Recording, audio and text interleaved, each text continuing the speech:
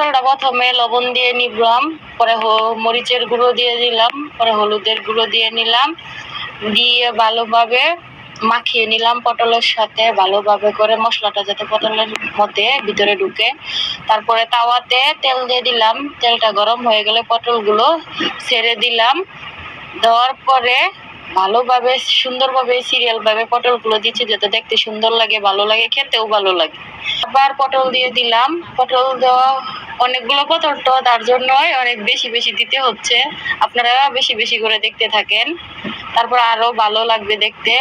এক পিঠ হয়ে গেলে আরেক পিঠ উল্টে দিলাম পটলগুলো, তার জন্য এ পিঠ হয়ে গেলে ও পিঠ করে দিলাম পটলগুলো লাল লাল করে ভাজার জন্য। উল্টে দিতেছি, উল্টানো হয়ে গেলে পটলগুলো সুন্দরভাবে আবার উল্টে দিচ্ছি। ও পিঠ দুনো পিঠ ভালোভাবে হচ্ছে কিনা দেখে নিচ্ছি। প্রায় পটলগুলো হয়ে এসেছে লাল লাল ভাবে। আস্তে আস্তে এখন আর বাটিতে নামিয়ে রাখবো পটলগুলো ভালোভাবে করে, সুন্দরভাবে লাল লাল করে নামিয়ে নিলাম বাটিতে।